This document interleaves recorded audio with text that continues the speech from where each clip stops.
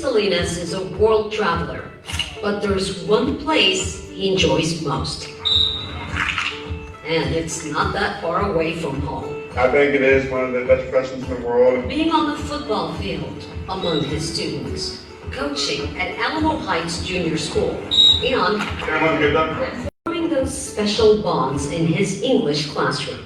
I truly do care about them and their success, not only in the classroom, but outside of it as well. I'm more amazed with them than I think they are of me, for sure. I think they pushed me to want to coach and teach. Coach Salinas is young, but already way ahead of his game. You have not been with us in Alamo Heights for all that many years, but you have quickly left your mark. And to mark his accomplishments, I'd like to present you with our KENS 5 with a big check from Credit Human. $4,000. Thank you so much. I appreciate it. Thank you, thank you. Hopefully, they'll get me over there to Greece one day. My fiance and I are really wanting to go. And always going that extra mile for these kids. He'd help me with my other classes and it'd just like take a lot of stress off of my hands. I think he had a really big impact on my life and teaching. Teaching them to set no limits and reach for goals they once saw as unobtainable. The sky's the limit on what they can accomplish, and I think that's what I pride myself in, is allowing them to know that they are always going to have someone who has their back. And congratulations.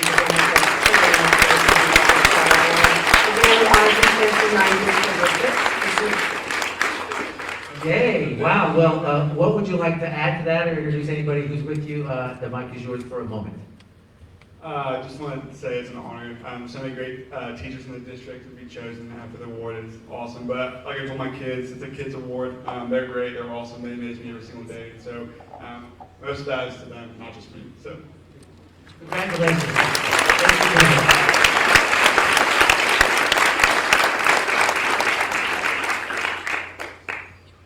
Next, I'd like to call the KENS 5 and the UPS Store Star Student Award winner, Dylan Corso from the high school. Come on down.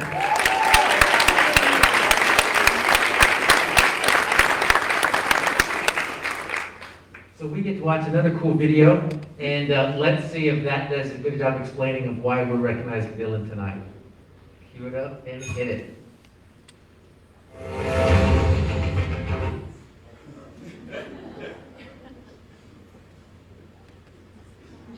I need the final coordinates of that meteorite now.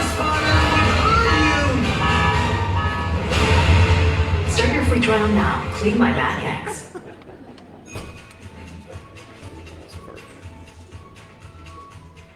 And Alamo Heights Junior is a mover and shaker. Here's Vanessa Croy with our KENS 5 All-Star student.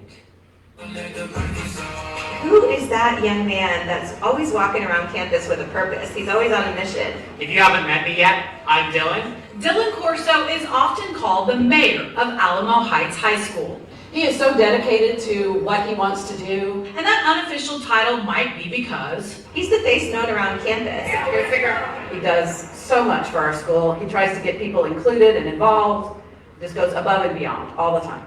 Or it could be his role as president of student council or his vibrant dedication to the Mule Tube production team. I love video because, it's not only a way I can express myself, but it's a way I can, reach the rest of the school. And for those who know Dylan, he shines a positive light on everything. He doesn't just follow his passion. I try to wake up every morning and make sure every student here feels loved and included. He takes it with him every day. My goal is always 100% student engagement and making sure every student feels like they have a home and that they belong in an equitable space where everyone is treated equally and on the same plane. And that's why Dylan Corso is a KENS 5 All-Star student. The UPS Store locations of South Texas along with KENS 5 likes to recognize students that have achievements in leadership. David Rogoff with the Alamo Heights UPS Store presented Dylan with the All-Star Award. I put in so much effort and intentionality to everything I do. I hope my lasting impact on the high school is one of joy and of grace. Take it away. Vanessa Croy, KENS 5 Eyewitness News.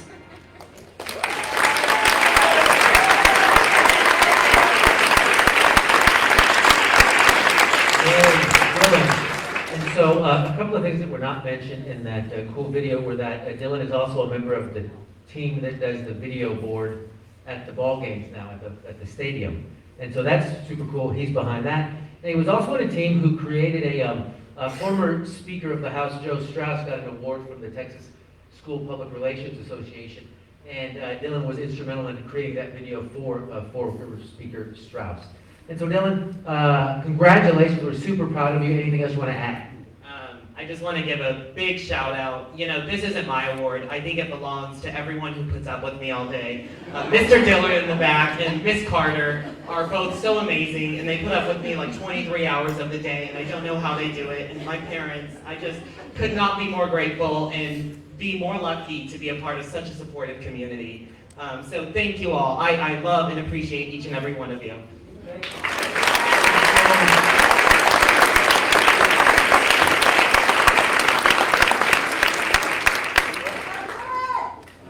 Love you, Dylan.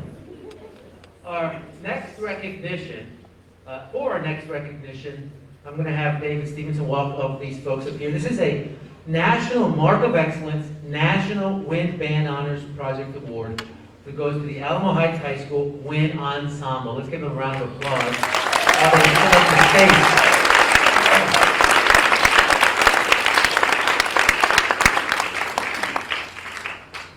So tell me where this group ends. Because I think we're mixing in some of the National Merit folks. So Tori, thank you. All right, so let's have the National Merit stand back. And so, Mr. Stevenson, what I'm going to do is I'm going to walk down and get names and go all the way to the end and end with you. And so tell us, are you ensemble? Oh, I live here. Wow. All right. They were ensemble is the right word. Tell us your name and what grade you're in, and I'm going to go. Actually, you can pass this, and I'll just catch it at the end. I'm just Mangiano. I'm a senior in wind ensemble with all these guys. I'm Eric Guzman. I'm also a senior. I'm Logan Nieduegas. I'm also a senior. I'm Miles Parrish. I'm a senior. I'm Ivy Klein, and I'm a senior. I'm Danielle Molina, and I'm also a senior. I'm Autumn Borowski, and I'm also a senior. I'm Lucy Rodriguez, and I'm also a senior. I'm Abby Golden, and I'm also a senior. I'm Maddie Pieper, I'm a senior. I'm Lauren Smith, I'm a junior. I'm Miguel Serna. I'm a senior. I'm Everett Carpenter. I'm a junior. I almost said senior. I'm Louis Ricardis. I'm a junior. I'm Michael Dom. I'm a junior. I'm Gabriel Guzman. I'm a sophomore. I'm Christopher Ball. I'm a junior. I'm Felipe Marchand. I'm a senior. I'm Marcos Ramirez. I'm a junior. I'm Robert Berbiesca, and I'm a senior. I'm Gage Lague. I'm a senior. I'm Evan Bennick, and I'm a junior. My name is Jackson Hitchman, and I'm also a senior. I'm Sebastian Puchendas, and I'm a senior. I'm Jason Lopez, and I was a senior last year. I'm Joe White, and I'm a junior. My name is Emma Herrera, and I'm a senior. And I'm David Stevenson. I'm more than a senior. Wait. Hey, yeah.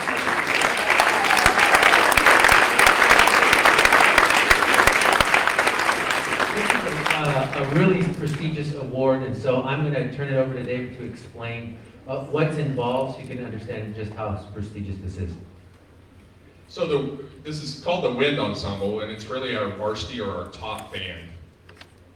25 years ago it was a symphonic band, and then we made them smaller. But this is about the size of a wind ensemble. And what this is, we recorded our UIL performance from last spring. So we performed in April and recorded that, and we submitted 2 of the pieces from that to the Foundation for Music Education in this Mark of Excellence.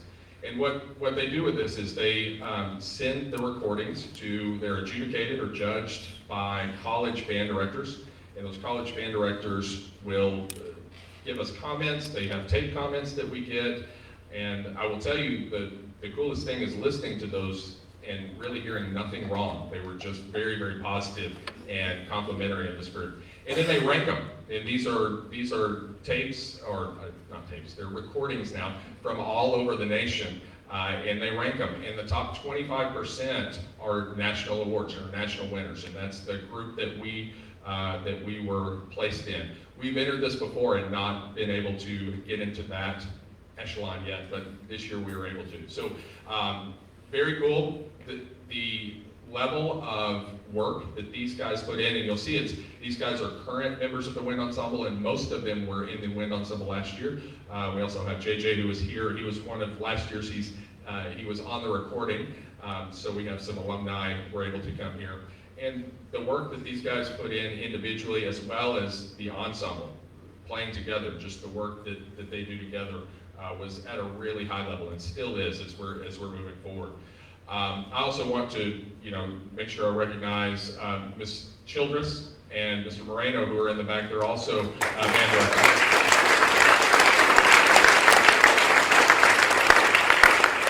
As well as our junior school band directors who started these guys and got that, Mr. McGrew, Mr. Boatman, and Ms. Amendola. Just so lucky to have great colleagues to work with.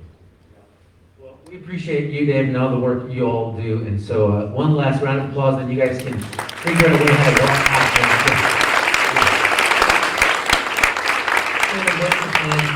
Yeah, that's good. Well orchestrated. Nice, thank you, thank you.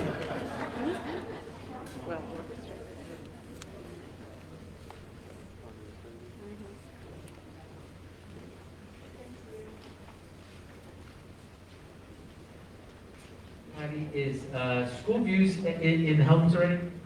Soon. Okay, so great. I'm going to make a reference to it. All right. As you can see, our next recognition is likewise a big group. I will not call it an ensemble. And we would like to recognize now Alamo Heights High School students that are recognized for the National Merit Scholarship Program. Now let me, we'll clap in a minute, but I need to explain this. The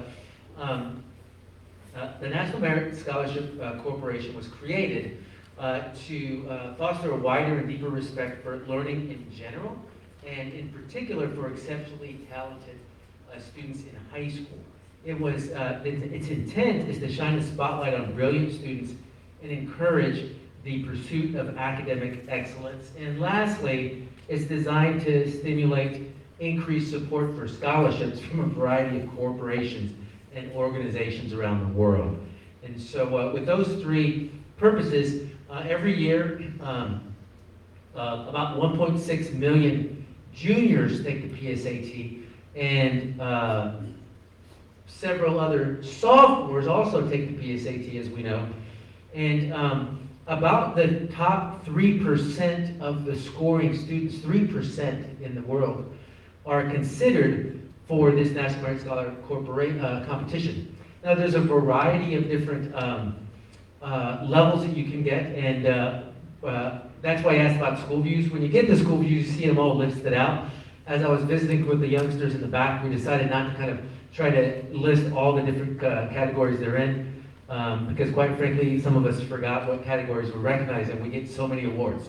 So, you get commended students are roughly, of the top 3% of the scores, roughly 2/3 of that 3% are commended students. And then about 1/3 of the top 3% are semifinalists. And then we also have these categories for the top 2% of folks from that are Hispanic, that are African American, and indigenous backgrounds are also recognized. And so that's a really, really big deal. And so let's clap once while I walk all the way over there.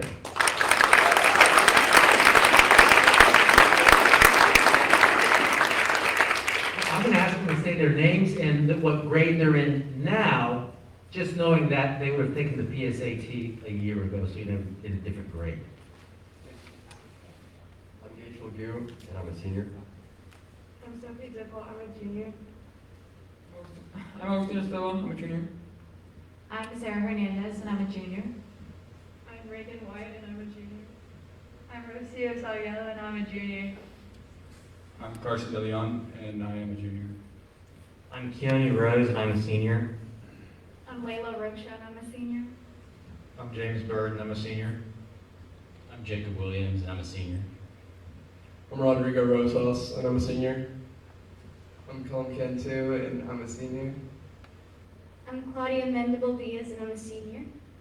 I'm Madeline Leonard, and I'm a senior. Jamie Mays, grade 12.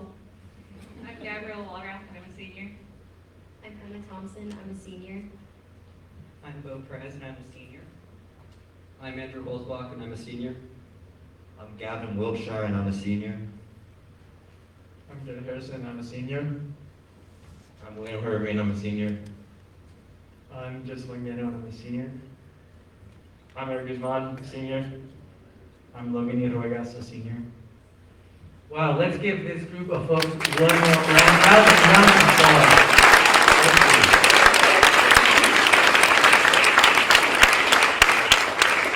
Now, I'd like to ask Lily to come on down. You guys can just hang out where you are because we're almost done with recognitions. I appreciate that group for hanging back. What a great, respectful group. Our last delegation in recognition is to find out what the Alamo Heights High School Student Council has been up to. Lily? Hi, I'm Lily. I'm representing the Student Council for today.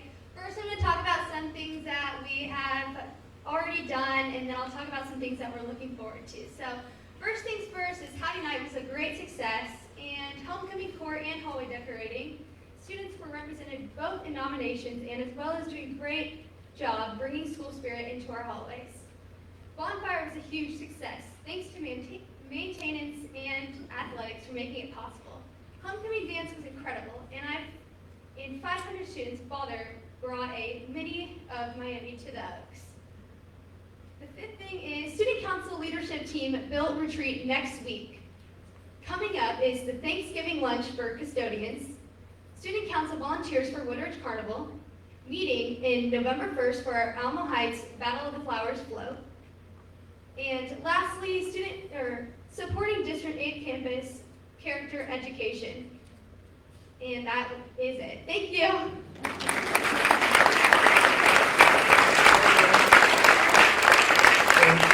Everybody else want to give a shout out to the sponsor, Roger Dillard back there. Thanks for all you do with the Student Council. Thank you very much.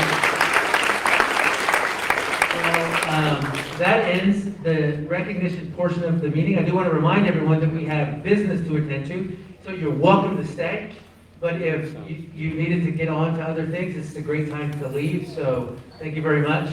We'll get started with business section as soon as everybody kind of clears out.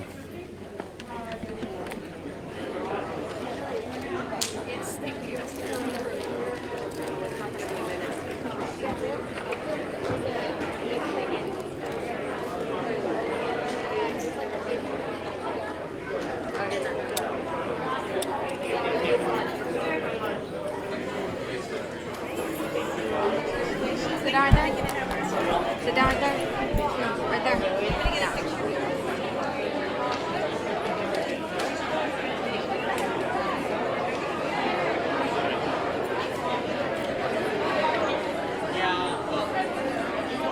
Just put that right there. Sit right next to it, Achilles. Sit right there. Can you hold that? Real quick. Hold it.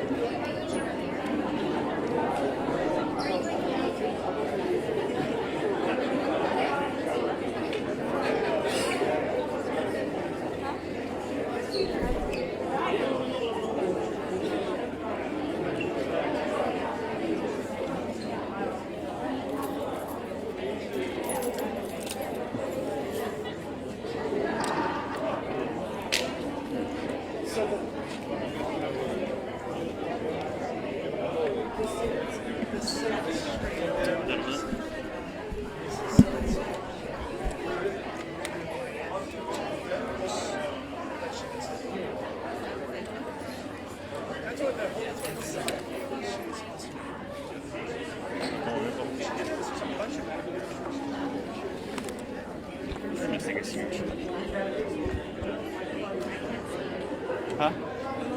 Achilles, you come over here too.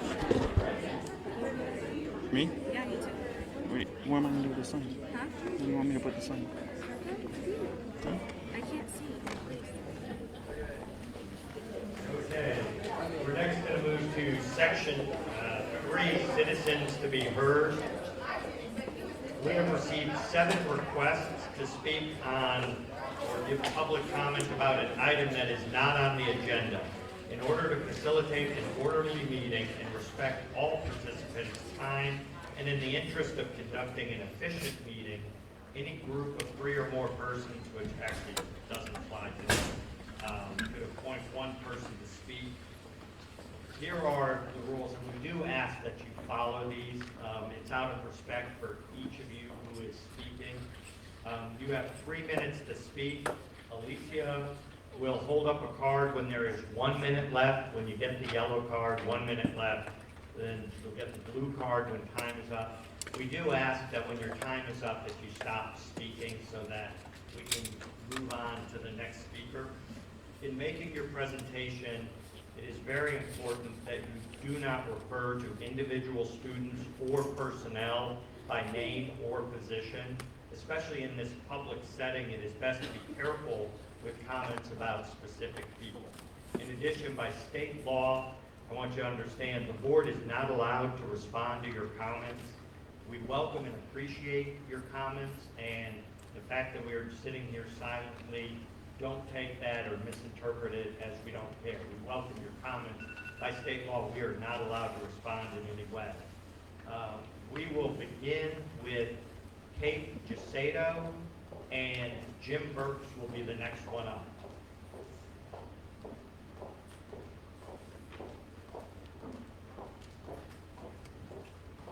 Hi. Can you hear me? Yes. Okay, I'm going to start with a quote that was on the first class we walked into back to school night at the junior school. Life is mostly froth and bubble, 2 things stand like stone. Kindness in another struggle, courage in your own. That teacher's message was that it is our job to be kind to our children as they find the courage to become who they are. He was speaking to parents that night, but the message is clear for not just parents, but all adults interacting with our children.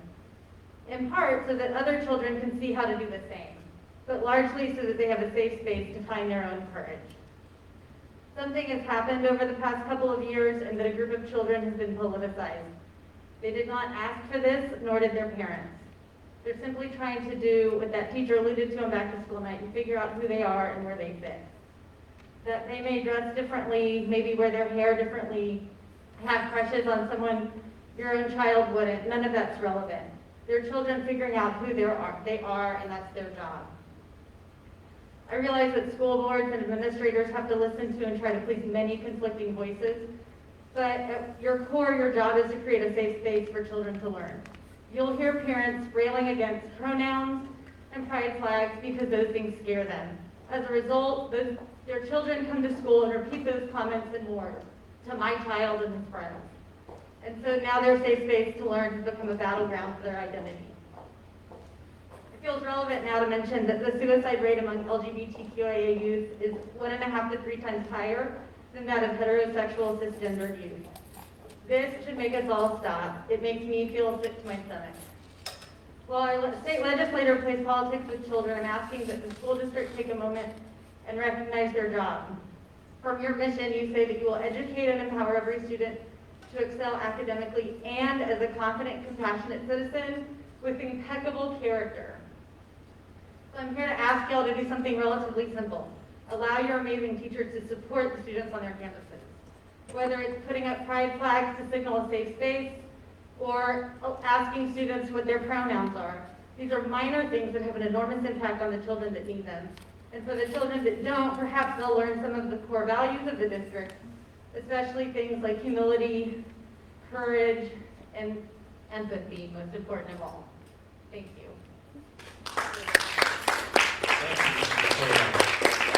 Jim Burks, and then April Duval will be next.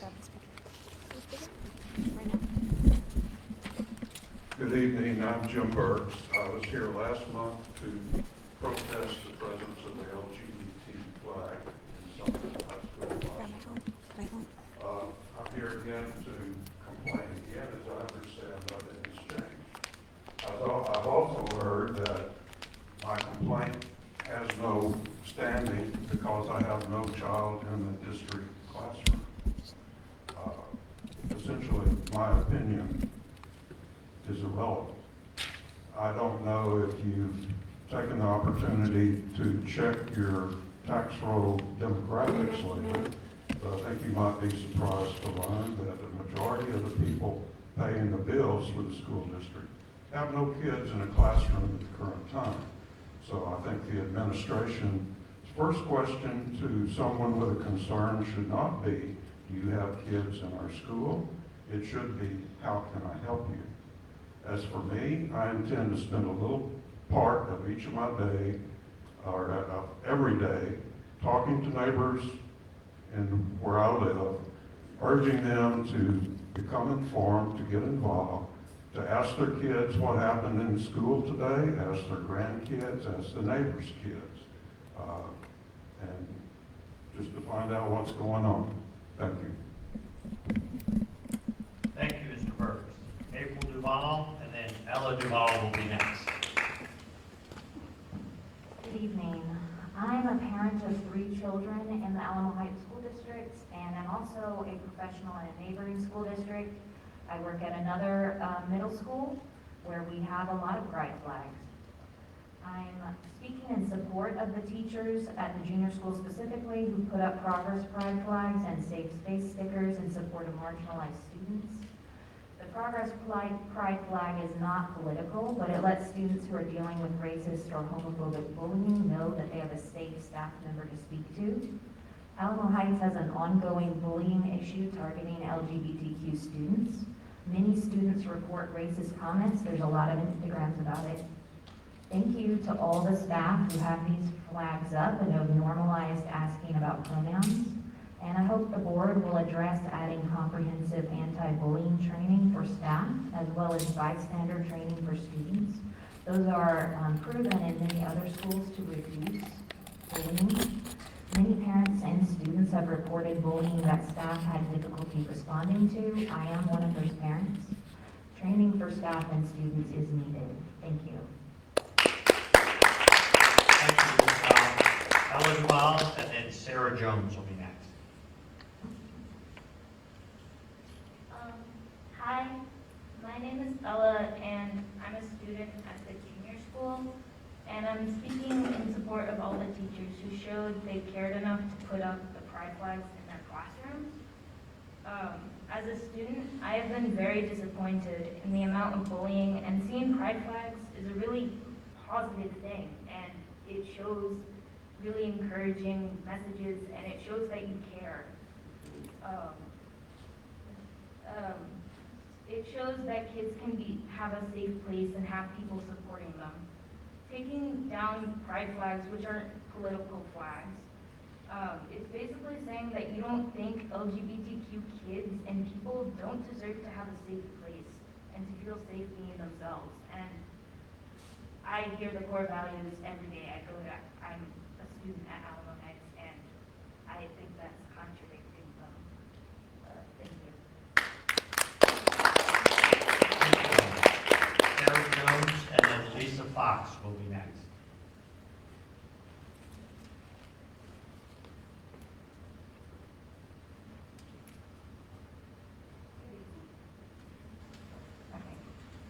I'm with the Alamo Heights Community Alliance, and we just wanted to say tonight that we support the voter-approved tax rate election.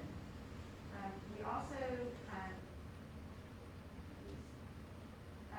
with the flu season ramping up, we are committed to our collaboration with the district to get HEPA units in classrooms that matter most.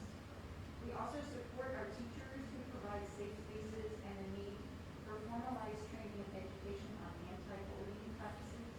Thank you so much for your service. I apologize for leaving my 11-year-old who has a birthday party for her 12-year-old dog tonight. Lisa Fox, and then Kara Vandekat will be last. Do I go next? No.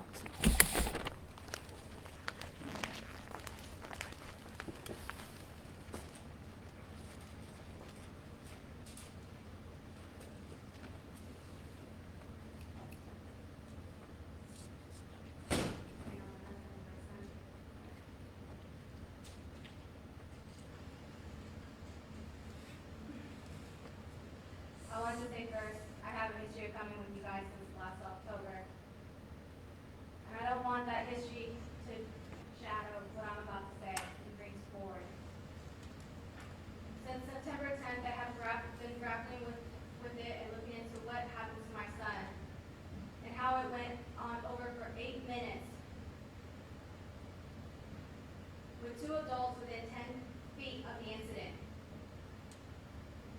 Since then, I've been hearing from other parents about how their child has been bullied at the school and did nothing to address it.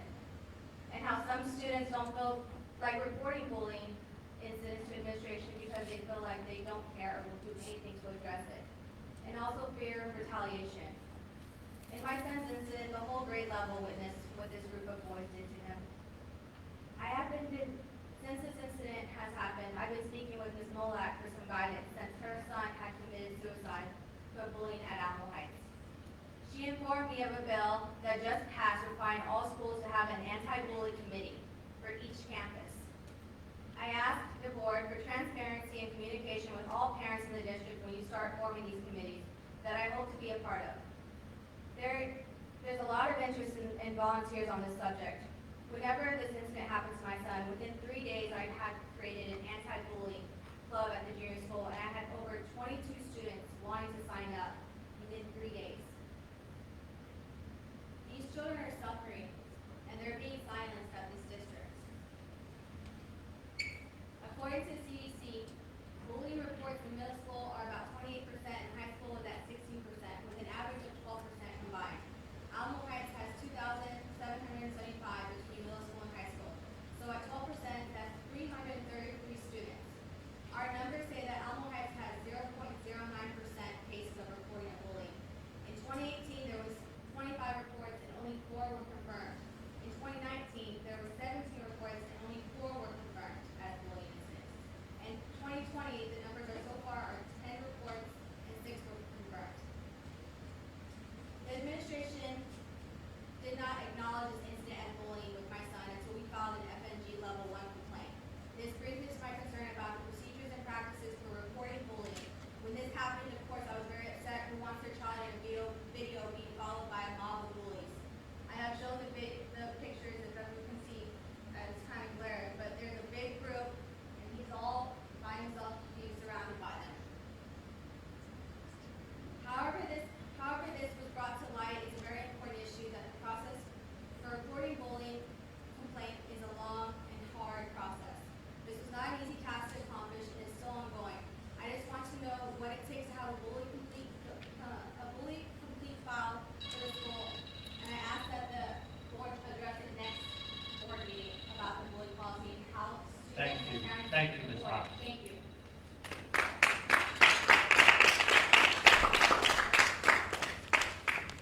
Kara Vanderkamp is our last speaker.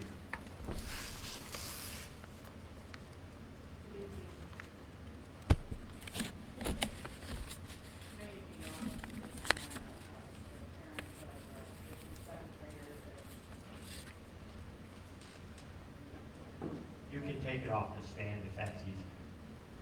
Yeah.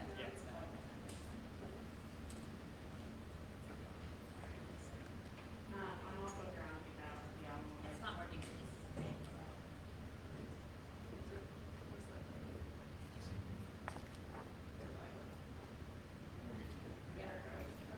There we go.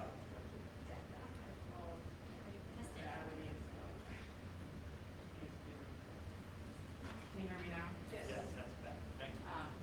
As I said, as many of you know, I'm a physician and a parent of 6th and 7th graders here in the district. I'm also here on behalf of the Alamo Heights Community Alliance.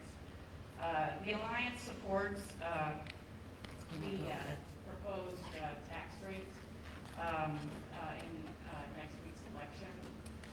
As many of you know, the TEA released new guidance on October 7th regarding the use of HEPA air purifiers in the classroom. If you weren't aware of that, it's on their website, and they strongly encourage it. So again, we look forward to working with you all and collaborating with getting those into the classrooms where the air quality would justify it. And again, we thank you for your service to our community. Thank you. Thank you very much. That concludes Citizens to be Heard part of our meeting. Thank you all for coming and sharing your views with us.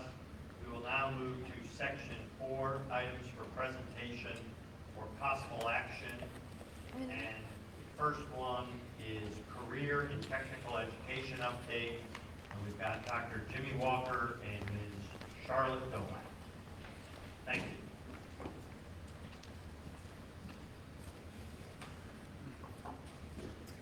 Hello, good evening. You turn it on. So I am really excited about this next topic. We've talked, had conversations with you all at the board about career and tech as we've talked about new facilities and as we've talked about college and career readiness, and as we've talked about new courses. But it's been at least 4 years since we've really been able to shine the spotlight on the career tech programs here at Alma Heights. And they're growing, and they're spectacular, and I am thrilled that tonight we get to just talk through an overview and some of the opportunities that we're able to offer, mostly at our high school, but also at our junior school as well. So talking tonight is Mrs. Charlotte Dolan. She's our academic dean at the high school, and she'll be walking us through the programs, and I'm excited she's here. She's excited, I'm super excited, because there's so many amazing things that are happening with our CTE program at the high school. As you can see, CTE stands for Career Technology Education, and for whatever reason, I can't seem to remember education at the end, but it is education at the end, which should be easy enough because it is an education run. So here's the broad and the kind of the technical definition of the career and technology education definition. But basically what it is it's a programs that allow our students to do hands-on exploration of skills that will help them as they further themselves through college, or if they choose to do something different through their post-education, maybe in the high school. But that last portion right there is kind of the piece. In CTE at the high school, it's a chance for them to explore career options and personal passions through authentic and rigorous learning, and being the main part being hands-on. And you'll see a lot of that through the images that we share with you tonight. So CTE also prepares our students for entry-level employment, and so there's some certification that they can receive at the end of the second level. And then there's also a coherent sequence that we have. We're working to get in a sequence of 3 or more, and some of our programs right now are at 2, but we're working to increase that as well. So our goal this year, we've had several other goals, and you'll see those later on, but our goal this year is actually to work on the industry-based certifications and to increase those because we haven't had them at all. And right now, they are allowed to have them after the second year of a CTE course. So it's part of that sequence, as they enter year 2, then they can apply for the industry-based certifications. And we have teachers that are working towards those in particular content areas. This year, there's been a lot that's been going on. We rolled out of a pandemic, we're still in a pandemic. And so with the changes and everything, we kind of gave teachers a choice and comfort level. I'm really excited to have Ian Carter here. Ian's over here to my right, and she really helps drive the CTE program at Alma Heights. And when I look at some of the things that Ann does, Ann has multiple preps. So what, like 4, 5, 6, I'm not sure, 5. She has 5 preps. So we gave her the choice, like, what is one of those that you feel comfortable helping our students get an industry certification in, and you'll kind of see what that is. We wanted them to have choice because we didn't want them to feel overwhelmed. We didn't know how the school year was going to start and what it would entail, but we're excited to have several of those in place. So when you look at here, Texas offers 16 career clusters, and you'll notice there's a wide range of them, all the way from agriculture to marketing, human services. One of the things that we do is we take surveys from students. We look at what's interesting, what they find an interest in, and that's kind of how we start those pathways that you see on the right-hand side. Those are Alma Heights offering pathways that we have. Some of it is also dependent on, such as our location. As you know, we are landlocked. It is very hard for us to have wide open spaces to have ag barns, so therefore we don't have agricultural program. That makes it a little more difficult to have any barns, or I'm not even sure what the city ordinance would be for having barns within Alma Heights. So some of it's dependent on our location, and then some of it's dependent on the teacher certifications also and their interest as well. So our pathways are the design and multimedia, advanced manufacturing, machinery, education and training, which is that TEACH program, culinary, STEM and engineering. And you can see currently we have 863 Alma Heights students enrolled in the CTU program, about 52% of our students. So one of the things that we really try and do as a district and as a campus is we want to really build a culture that promotes careers that are not just, we know that most of a good number of our students may not go on to college. And so we want to make sure that they understand they have pathways and they have options. So part of what we do is with our college and career fair is that we allow U.S. military to come in. They're a table that is there during one of the days that we have our college fairs. And then we have other trade industries that come in as well to show students that they have other options if they feel that college is just not right for them. We also have what we is the Texas Work Commission, which we use with our special education students. So we make sure that they understand what their options are as well, and if they may not be moving on to a college, they have other things, such as partnering with Region 20, that have some opportunities there. We have Project Access at Palo Alto, which allows our students to be able to get some credits that will help them in the work industry. And we actually have a graduate that's there right now going through the Palo Alto Project Access. And then what we've also done is, I know that you've heard a lot about our project-based learning that's going on the campus. And so one of our teachers, Erica Guerrero, has designed a unit where her students will begin to create a career and technical education fair. So separate from the college fair, and this will happen in the springtime. And so that's their project as a class to create this to show students they have other options as well. One other opportunity we have for our students is that we collaborate with what's called the Alma Academies. And we actually have 2 students, one in each one of these categories. And one is attending at St. Philip's for Information Technology and Security Academy, and the other one is Manufacturing Technology Academy. So they spend the first half of their day at St. Philip's, and then the latter half is back here with our campus for courses that they're taking here. All right, so let's take a look at some of our pathways. This is the design and multimedia arts. And so with these, obviously students are going to be designing, implementing, and creating some type of final product. And so within this, we have animation, graphic design, AV production, and video game design. And as you heard me say earlier, we have we're working on 2, some of these are at 2, and we're working on trying to have a pathway of 4 options for students as they progress. So after 2, I mentioned that they can get that certification afterwards. And so one of the things that Ms. Carter and her class will be working on is getting the certification for Adobe Photoshop. And so that is what those students will be working on. These are the other options for students, and we will get there at some point, but we want to start here. What we're having our teachers do is pick what it is that they feel comfortable with, allowing them to do the certification also so that they know how to guide their students through the test when it comes time for that. And then here's some fabulous pictures of our students in action. When I talk about the hands-on portion, it is definitely hands-on here.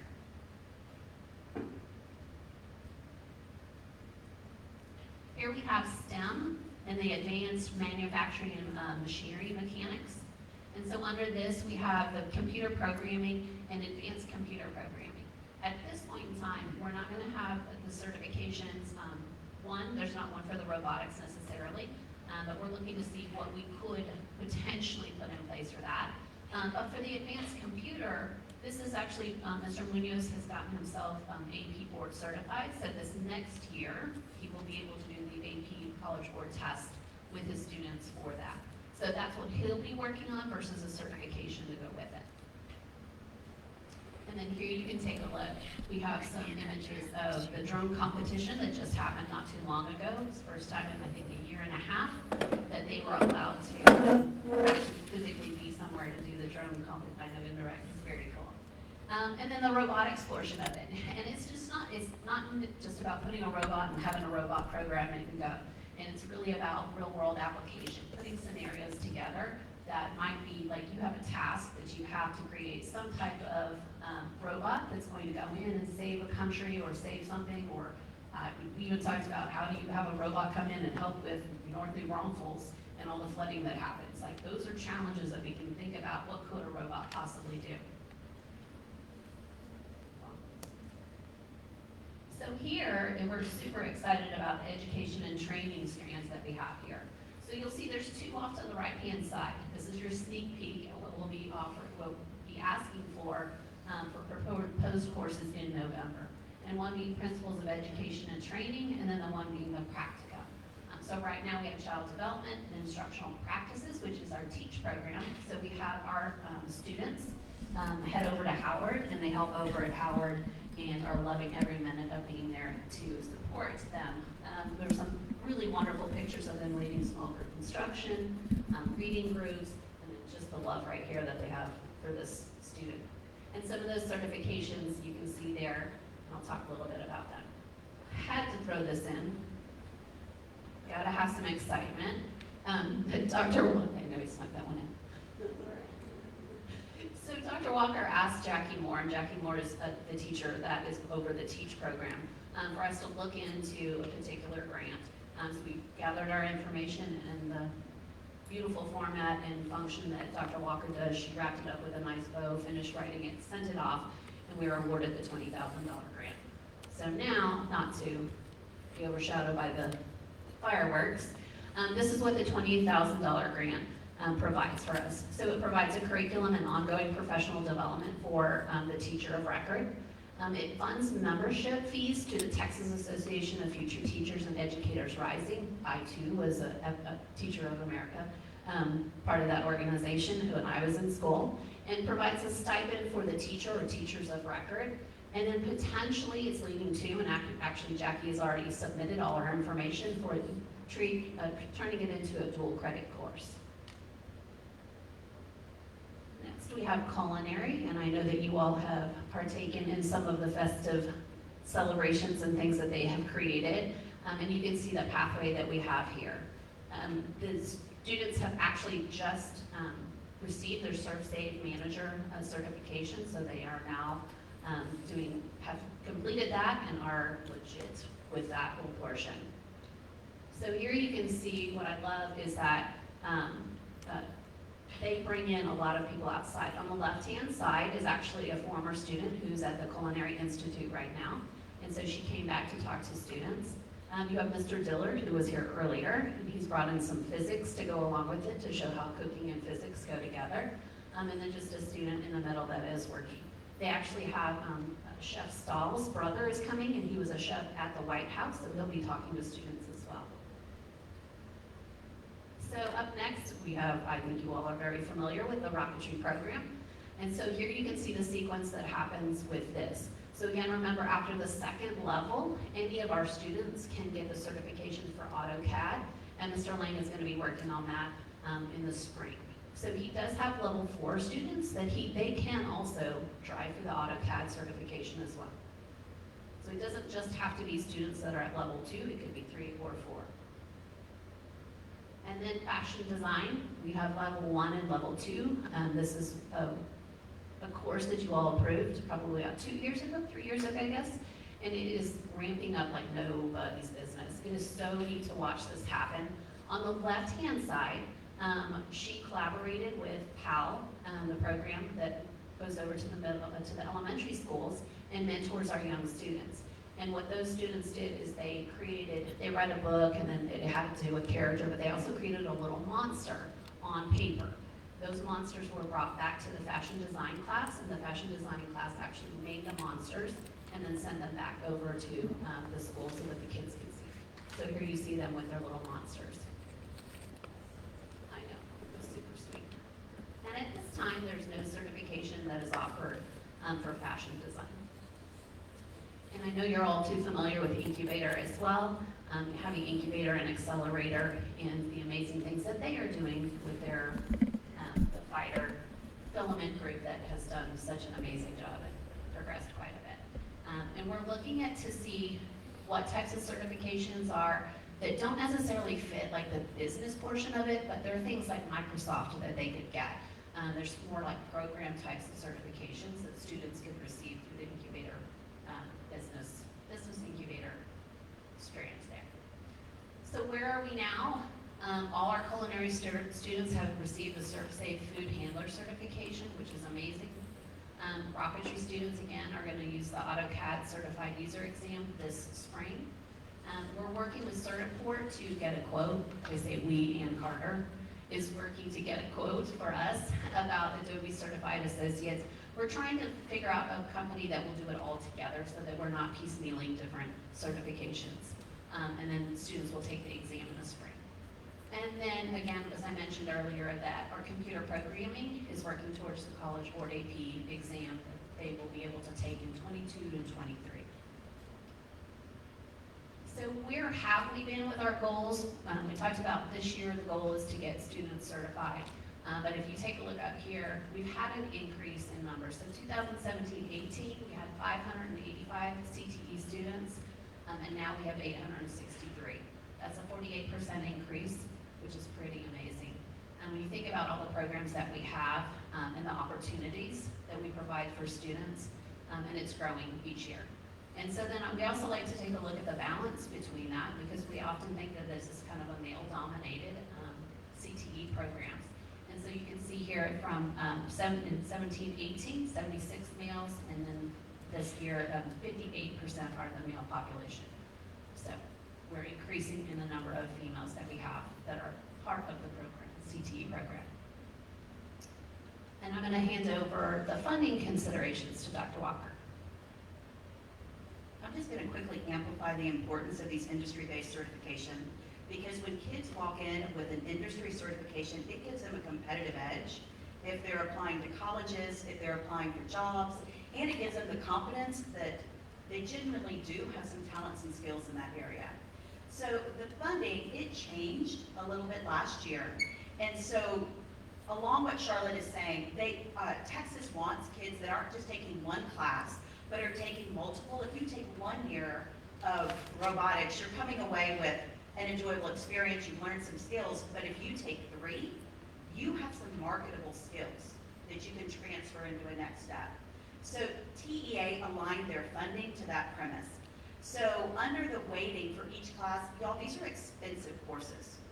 When you think about the supplies and materials needed to build a rocket, these are expensive courses. So there is weighted funding of 1.1 for any course that is not aligned within a pathway. We don't have any of these. All of our courses are aligned to a pathway. Even small animal management is not considered a singleton, even though we don't have a second step to it. It still is at that next level, 1.28 in state of Texas funding. So all of our courses are at 1.28, and as Charlotte talks about building out that 3rd year and that 4th year course, as kids stay in for level 3 and 4, the funding increases to a weighted funding of 1.47. In addition to that, we also are eligible for outcome bonus funding, and industry certifications are a component of that. Another nice support for CT programs from TEA is that TEA will pay for 1 certification test per student over their tenure in high school, which absolutely helps. Finally, and I want you to sit in this for a minute, all of our weighted funding goes for salaries. Perkins is what we use for resources and materials to fund everything that Charlotte just talked about. Federal funds, we have $36,000 a year, full stop. So it's really because of our supportive community and the judicious use of resources by our teachers that we are able to sustain the programs that we have. And I'll keep talking while Charlotte finishes drinking her water. And there you go. So I really appreciate the time to be able to talk about all the wonderful programs that are here, because we're extremely grateful that these are opportunities that you all provide, that the community provides for our students, to be able to have those real world experiences, to be able to take something beyond just the classroom, and to be able to implement it or use it in the next choice of what they're going to do past graduation. And so I'm going to go back to, oh, I have to use this to go back. Just bear with me just a second. Right there. to that $20,000. And I want to talk about the TEACH program just a tad bit more, because when you think about who is here tonight, or who is still here tonight, Ann Carter, Roger Dillard, Bella Martinez, Austin Amaro, were all graduates from Alamo Heights and have come back, and they're teaching here in the district. And so that's pretty amazing for us to be able to say they were here, they're back for us now, and what better place for our students to learn about good teaching than here in Alamo Heights. Thank you. Questions? We'll buy some time. All right. Any questions? David? Okay, yeah, I think so much of this stuff is great. I mean, my son is in junior school, he's in principles or whatever, video game design, he's learning like C# programming language, which I didn't learn until sophomore in college. So like, I love this kind of stuff, but I do want to make sure, and I know the answer, but I'd like for you to communicate it, that, you know, the pursuit of these CTE courses does not take away from the core curriculum, from the rigorous, you know, calculus class you got to take and all that stuff. Just to reemphasize that. Yeah, absolutely. I would say, if anything, they're finding real-world applications for calculus by building a rocket. They're finding real-world applications for English by Fighter and writing all of the marketing programs and presenting to the community for a business plan. So I think it's taking those skills that are learned in the classroom and finding an authentic, meaningful way to apply them. So, and as you saw, Roger Dillard coming back and talking about the physics within the culinary program and any math. What happens often is that these CTE courses align nicely too with math classes as well. So there's that double portion that they get support as they learn the different math functions or things that they might need possibly within rocketry or any of the other programs. Well, just a comment, because I do love this stuff, and I've always believed, and some people think I'm nuts, that Alamo Heights kids can graduate from high school and not need to go to college, right? Like, you've learned everything you need to learn to go get a job and do something real in life. And as college becomes so much more expensive and maybe less, makes less sense on a kind of, you know, cost and what am I getting out of it kind of deal, I just think this is a great foundation for our kids, so thank y'all.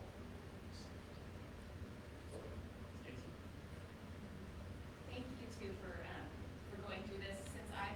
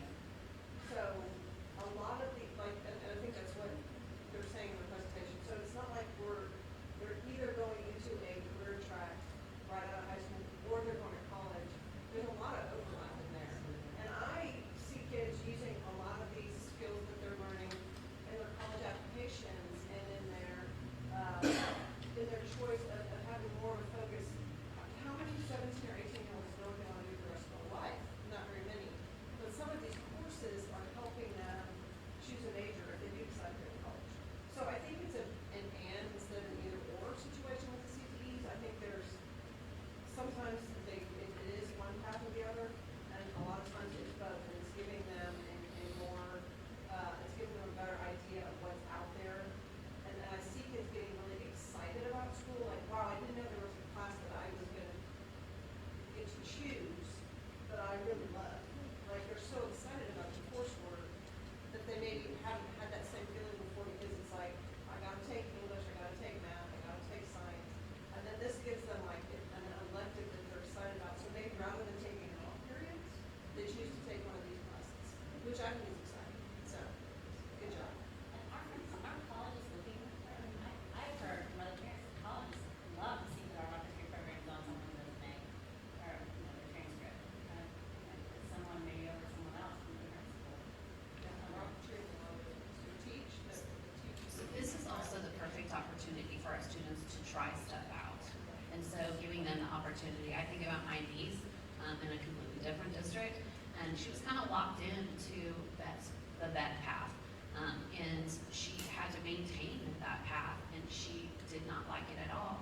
And she knew that was not something that she was going to go into. But this is really, I love the fact that our kids get to try stuff out and find out what their passion is. It may be the one thing that brings them to school every day. Hopefully there's more, but it could be what brings them joy every day. Okay, just sort of one final comment to close. I can't help but give a shout out to Dr. Walker, because it was a short 3 years ago that we had no pathways. We had no clear pathways through this, and it was a bold goal on her first year in this role to say we're going to get this aligned so that we can eventually get to those certifications. And so that was something that you started in this position saying that you were going to take on, and quick 3 years later, here we are. So I appreciate you and your work and leadership. And then we promptly gave you new goals. That's right. Thank you very much. We appreciate it. Next up on our agenda is Mike Hager is going to consideration to proceed with the RFQ for architectural services for the next work review.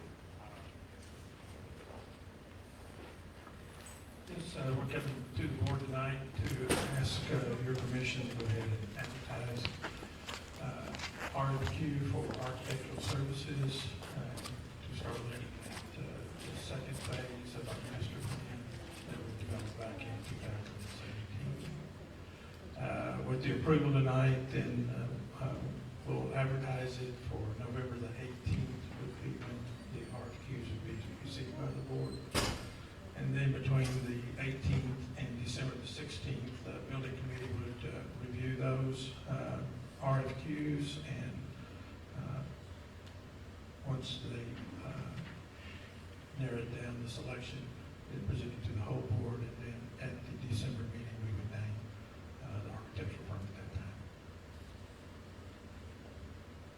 Thank you, Mike. And for the folks listening out there, we discussed this at our Wednesday morning meeting, that this is the procedure that we used for our last time selecting architects, and this is what you recommend is the most efficient, best way to identify who we want to work with for the next phase, correct? That's correct. Okay. Any other questions or comments? Do I have a motion to approve the consideration to proceed with RFQ for architectural services? Stacy, do I have a second? Harry? Any further discussion? All in favor, please say aye. Aye. Any opposed? Motion carries. Mike, go ahead and stay in the seat, because we'll do the next item is consideration of refunding bonds. Dwayne Westerman's here with Samco, and I'll give the mic to him. Welcome, Dwayne. Thank you. Good evening, board. Dr. Bashara, pleasure to be here with you. Also here is Stephanie Lively, who's with Norton Rose Fulbright, her line counsel to draft legal documents. If there are any questions in that regard. So tonight, we'll quickly review, have an opportunity to refund or refinance some of the district's outstanding debt. So in this first slide, again, we have the quick summary of the different bond issues the district has outstanding. And we're currently looking at the series 2013 and 2014, which are callable on February 1 of 2022. Under federal tax law, we're able to refund those within of their call date as a tax exempt refunding. And so that's what we'll be exploring with the rest of the presentation tonight in your action. We'll continue to watch for the other bond issues as we approach those call dates for other refunding opportunities. So again, tonight, we're presenting the opportunity to refund the callable portion of the Series 2013 in the amount of $23,340,000, which extends out to currently to February of 2029, and also the Series 2014 in the amount of $5,375,000, which extends to 2033 currently. We are, through working with Mike, we are planning to shorten the length of the debt and pay off this debt quicker, and you'll see that in a moment. And currently, with the projections we have on the current market, we expect to be able to interest, or the current projection on the interest rate on the new refunding bonds would be 0.78%. And that can change, obviously, but that's the current. So this is a large schedule, I understand, with a lot of small numbers, but on the left-hand side is the current debt service requirements of the district. That's the principal and interest. We move across from left to right. We take out what the debt service that's going to be refunded. And then in the box in the middle is the projected new refunding issue. And then to the far right is what the annual savings are. And over the life of the issue, we're projecting a total savings of approximately over $1,600,000. This is a quick look at the sources and uses for the funds. I mainly wanted to just show this because the savings is net of any and all costs associated with the refunding, and those savings are a pure, true savings to the district. This is a pricing page. The columns that are highlighted in the middle show what the coupon rates and the interest rates to the investors would be, and you can see those low rates from the 0.2 up that give us the effective rate of 0.78.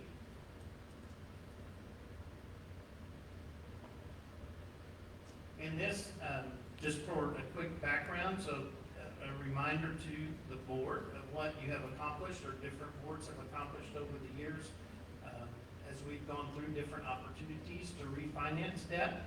And since 2003, the district has achieved over $26,400,000 in interest cost savings. With this additional $1.6 million projected, we'd be over $28 million in total debt service savings that the district would have achieved. So tonight, for your consideration and approval is a parameter or delegated authorization for a refunding of a portion of the district's outstanding debt, being the 2013 and 2014 issues. And we've utilized this process of past refundings.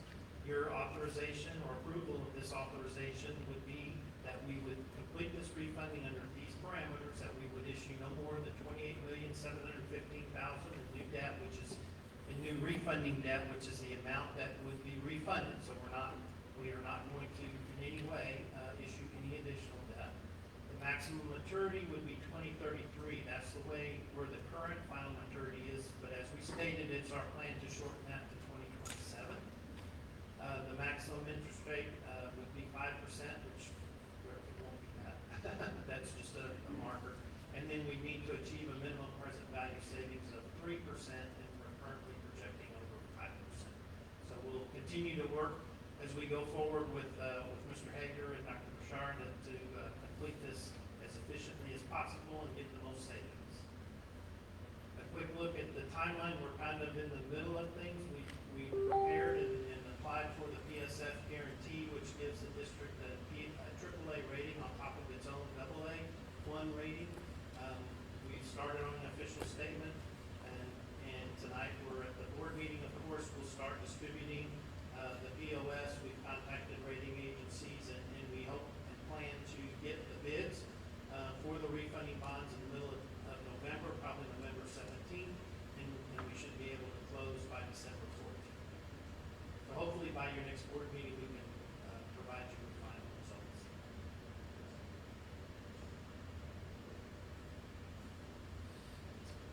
This was a page we had provided to you earlier, and again, I realize it's very small if you're trying to read it on the screen, but listed at the top line or the top row with your different debt characteristics, amount of debt, how long it's out, and then compare it to other districts in this central South Texas region, just to give you an idea.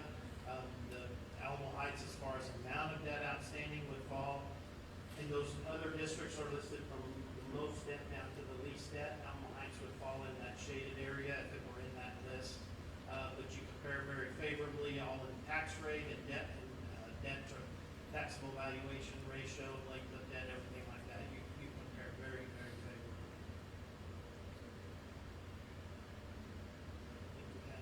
That's it. So I'd be happy to answer any questions. David? Well, first, I appreciate you guys staying on this. I know for some people, bond payback and all that is a little bit of loss.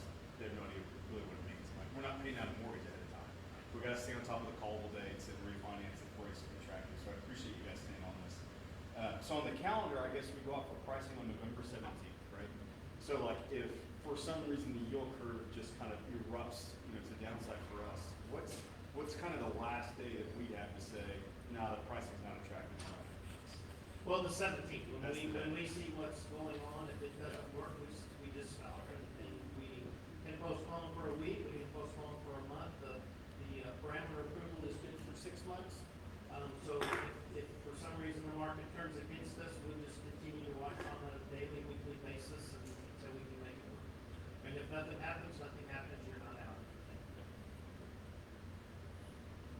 Any other questions or comments? I would just like to say, Mike, or kind of question, just to reaffirm for everyone that we're going to shorten our debt payoff. We're going to save about $1.6 million in the process. And you're comfortable that we can still do this even though we've lowered our debt service tax by 2 pennies? Qualified, yes. Well, that goes. Everything's staying the same, yes. Yeah, that goes it's not a to problem. money management, so thank you. Any other questions or comments? Do I have a motion to approve the consideration of refunding bonds?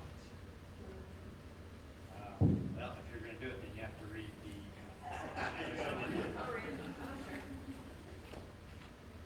I suckered you into that. Exhibit A. Exhibit B. I'm good, it's shorter. You can do that. I move that the Board of Trustees adopt an order authorizing the issuance of Alamo Heights Independent School District unlimited tax refunding bonds, Series 2021, pursuant to a delegated sale. Second? David? All in favor? Aye. Opposed? Motion passes. Thank you very much. Appreciate it. All right, the next item that we're going to move on to on our agenda is the consent agenda. These are items that are considered routine by the board or have been previously reviewed and discussed in prior meetings, and that we therefore enact with one motion. Having reviewed it, is there anything that any of the board members would like to remove from the consent agenda to consider as an item on the regular agenda? Okay. With that, I would like to draw everyone's attention, and we try and mention this every time, the donations. We had over $77,000 in donations this past year, which we are incredibly grateful for that. Since there's no items being pulled out, do I have a motion to approve the consent agenda? Brian, second. Stacy, all those in favor? Aye. Opposed? That passes. All right, our next thing, we go to section 6, board members, committee reports, and we'll start off with the Alamo Heights School Foundation, David Hornberg. All right, so we met yesterday. So a couple things. Number one, they presented on their audit, their Form 990, and regulatory stuff. The only thing in the audit was that the organization is so small that it's hard to make sure we've got all the risk controls in place. The only thing we can do is hire a single people. Obviously, it's not ridiculous number of months. We had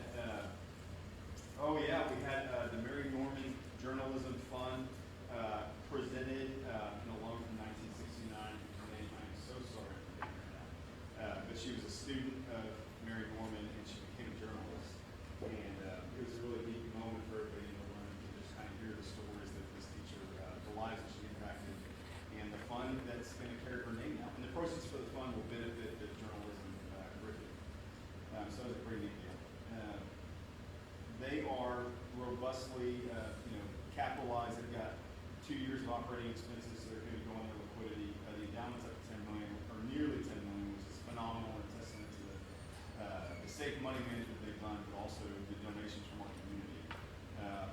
Dr. Bashara got to present on the Vader tax election, and Mike was there as well to answer questions.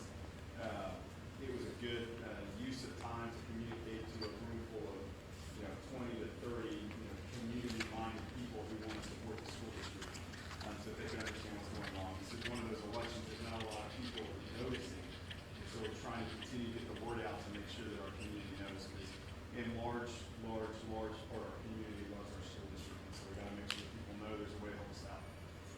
And then we have a report on Greater Heights Night, which is very much on track. They've already raised more in commitments this year than they did all of last year, which is phenomenal. There are only a couple tickets left. They're basically done on that front. They've got several different new ways to donate and to participate. The one that I thought was really cool is that you got to pay to get these little mystery bags. You don't really know what's in them, but they're just kind of fun, and it's some kind of Yeti type stuff and all that. Just another great way to come up with ways to give back to our schools. And finally, there's a Mules Up donation, which a lot of people might have gotten an email in their inboxes if the school foundation has their email. And you contribute, the recommended donation is $50, given it's the 50-year anniversary of the school foundation. And you can designate your class you're donating from, so you can keep track of these classes are doing really, really well. I regret to inform everybody that the class of 98, not 97, is ahead. But it's been really fun to see people kind of rally around that and donate to the school foundation. So they've got a lot of great things going on. A lot of interest in the tax election, and I anticipate them spreading the word on that. I see a lot of there took board action.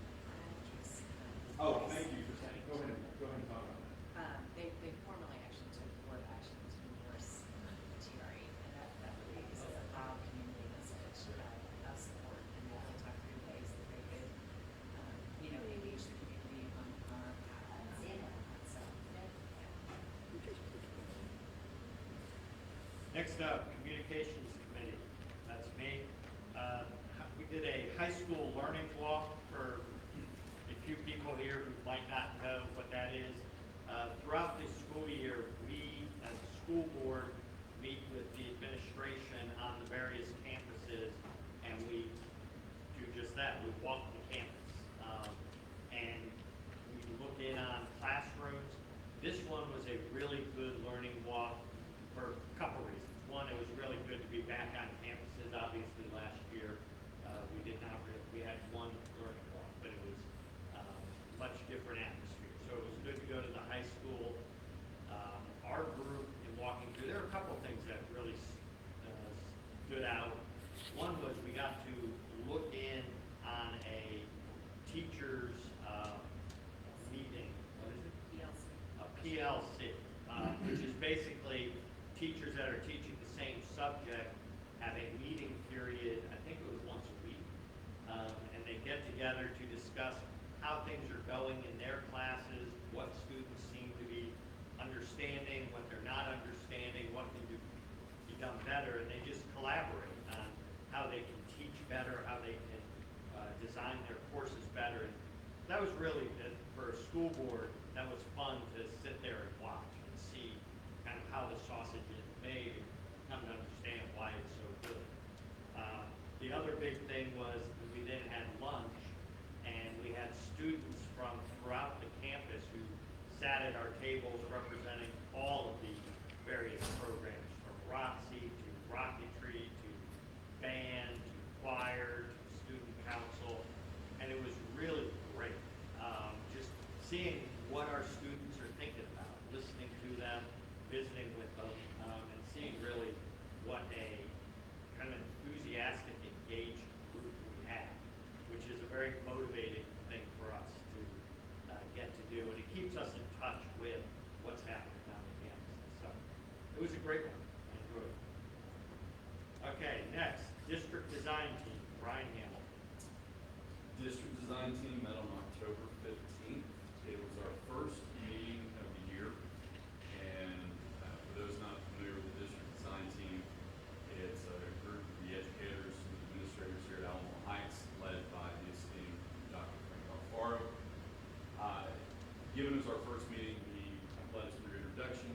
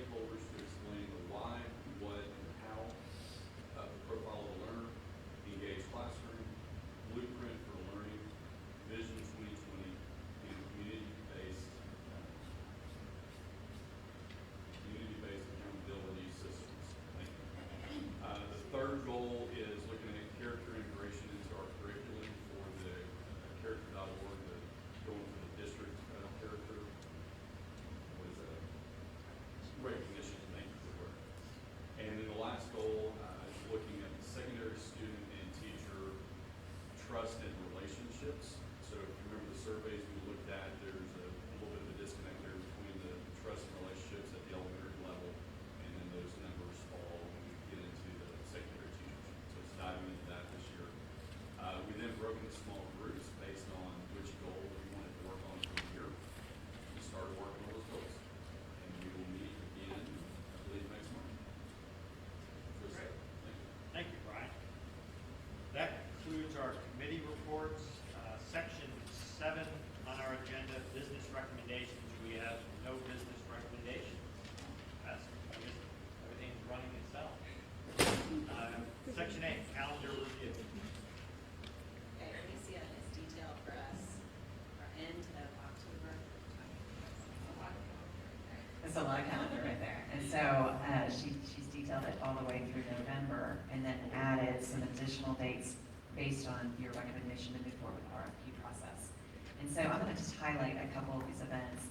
Looking forward to November 1st, hosting our learning walk in the new Mule Dome. And so we'll meet in one of the classrooms there. We'll get you that information as soon as we have it.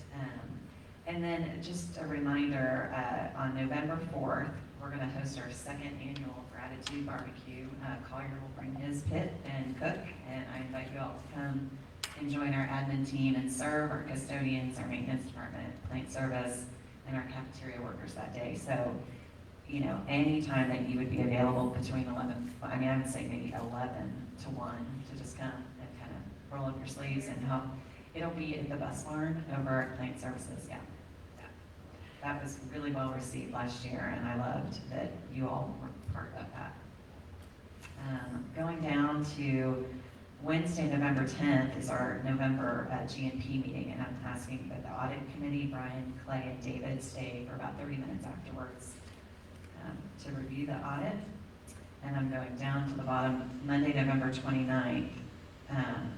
We're going to host a building committee meeting, Brian, Stacy, and Clay, to start reviewing the bids that come in.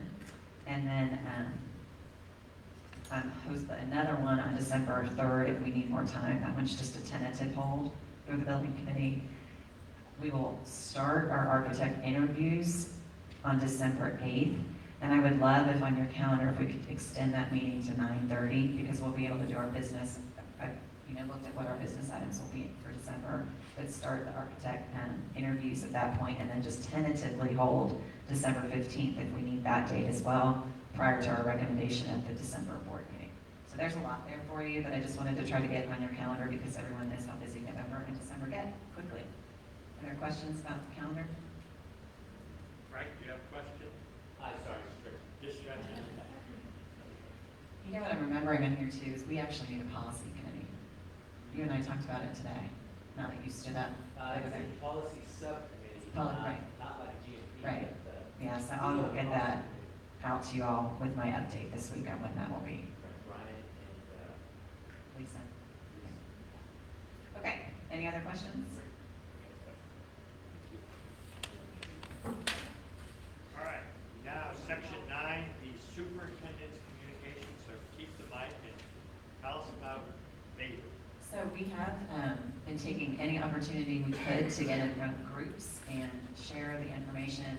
We tried to distill this complex message around our tax rate election into a video, and I'm going to show that here for the good of the audience and those who are listening.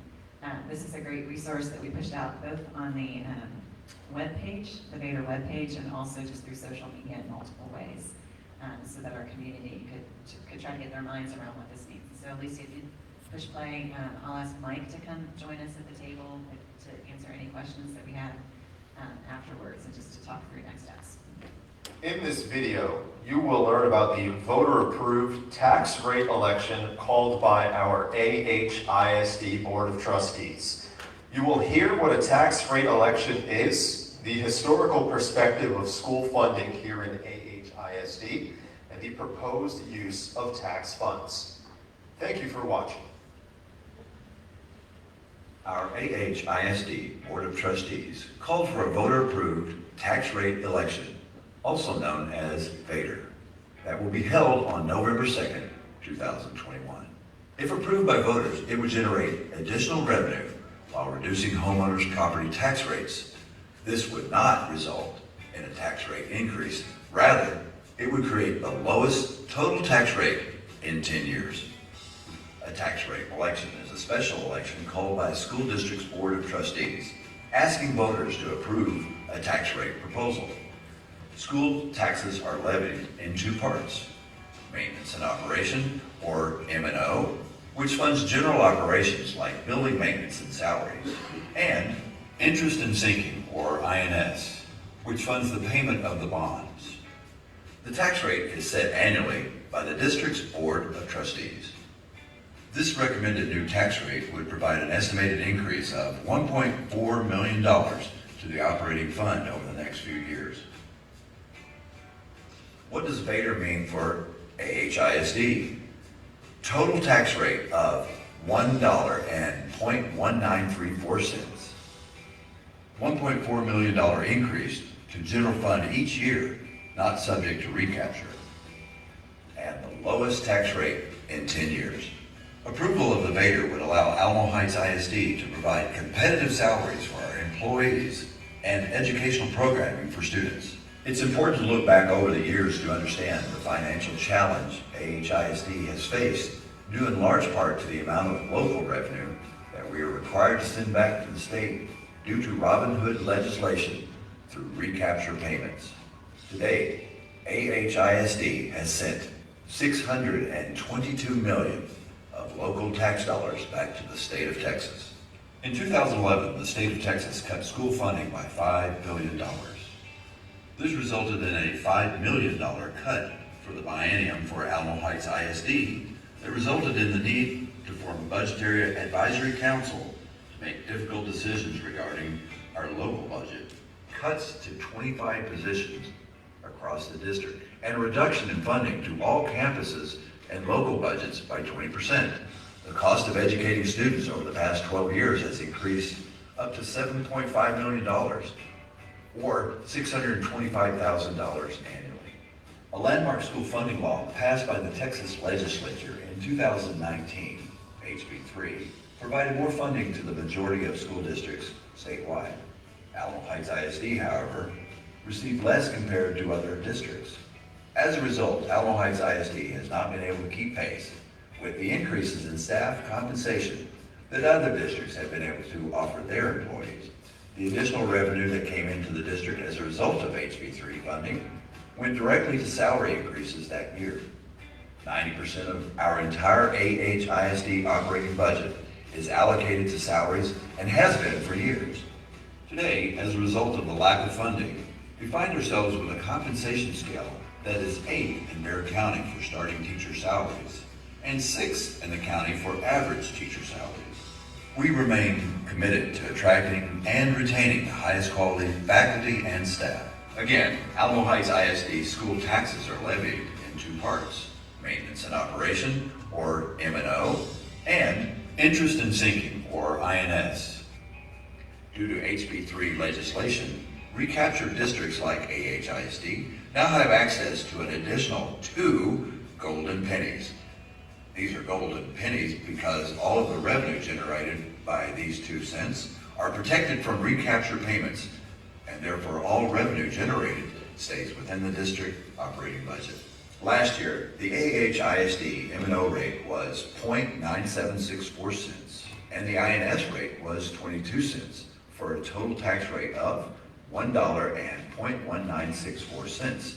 This year, the recommended M&O is 0.9934 cents, which includes the 2 golden pennies and an INS rate of 20 cents, for a total tax rate of $1.1934 cents. This equates to an overall decrease of tax rate by 0.003 cents. What does a Vader mean for Alamo Heights ISD? Alamo Heights ISD taxpayers will see a tax rate decrease. The new tax rate will be the lowest rate in the past 10 years. The new tax rate will generate an additional $1.4 million that will not be subject to recapture, which means all of the money generated will stay in our district. The additional revenue generated will allow Alamo Heights ISD to provide competitive salaries for our employees and educational programming for students. Taxes are frozen for those 65 and older, and they will not see a tax increase. To learn more about the voter-approved tax rate election, also known as VADER, visit our AHISD website at www.ahisd.net and select the About the District tab. Early voting begins on October 18 and runs through October 29. Election day is November 2nd.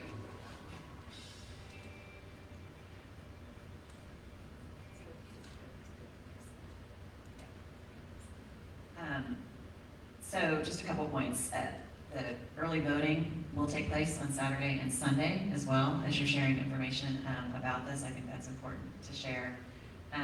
There have been some questions that we fielded about the wording on the ballot, and I'm going to read that, how the ballot reads, because it seems like it's contradictory to the 1.4 million that we say we're going to get. So the ballot reads that ratifying the ad valorem tax rate at 1.1934 and the AHISD for the current year, a rate that will result in an increase of 3.97% in the M&O tax revenue for the district for the current year as compared to the preceding year, which is an additional $2,787,591. And so, simplistically speaking, when I explain this, it's all about the M&O side that's made up of both Tier 1 and Tier 2 funds. But Mike, why don't you give us some details about talking that through? Okay.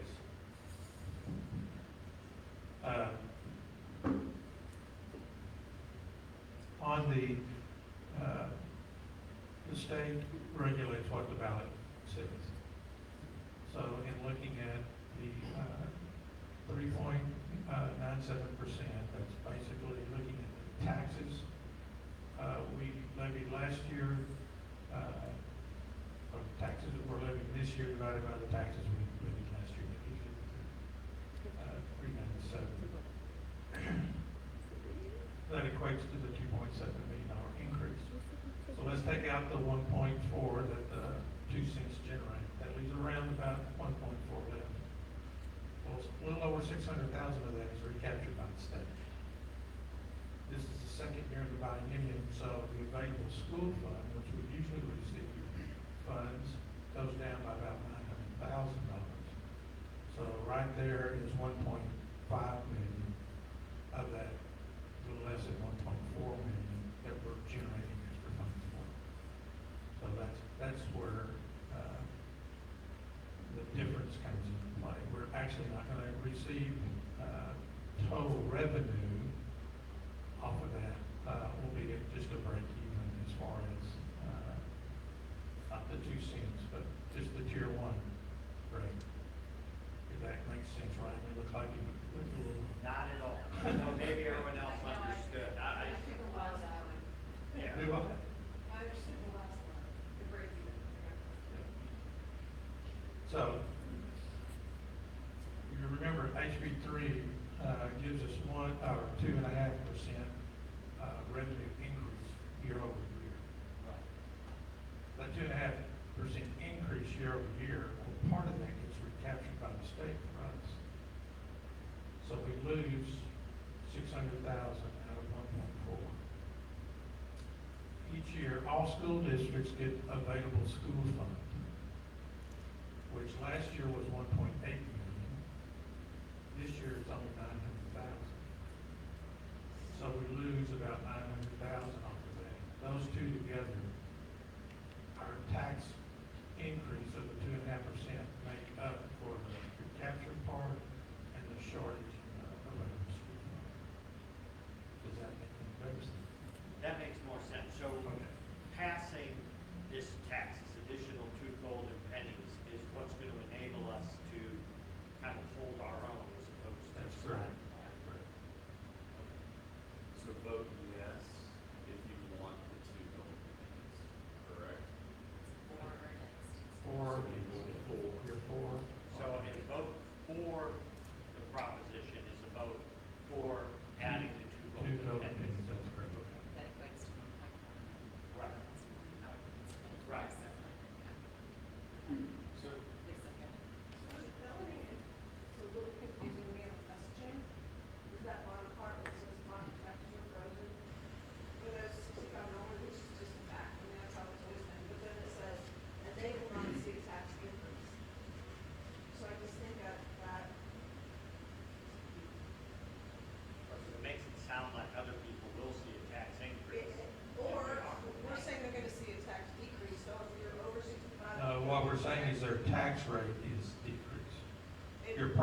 values increase every year, which will give you a tax increase. Okay. Yeah. Any other, David? So the available school fund, our revenue from that dropped 900 grand going into this next budget. That's great. That's what I need. Remember how the legislature bailed us out and they saved public education in Texas? Oh yeah, that was last year. There's a slide on here, this came out from the community meeting, there's a slide on here that says we will receive $1.4 million over the next few years. And then another slide that says we will receive $1.4 million each year. I understand we're gonna receive it each year, but there is a point earlier and then there, it's just, you could read it either way, but I don't know, just for those, if you're listening or if there's something that could be true. There is one slide that is inconsistent, I think, but it was asked about. And I wasn't clear based on the way it was saying here, but anyway. That's right. It is annual. 1.4 million every year. Every year.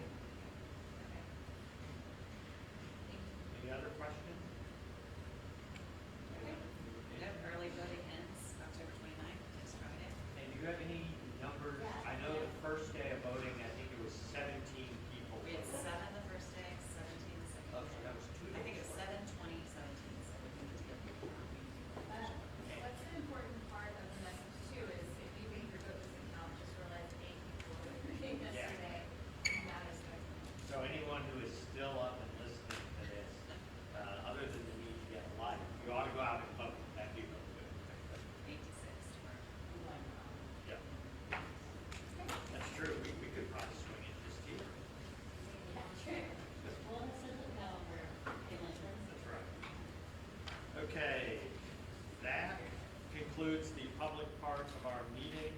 Before we head into executive session as per Texas Government Code Section 551.001, we're going to take a short break. I'd like to thank everyone for coming and staying.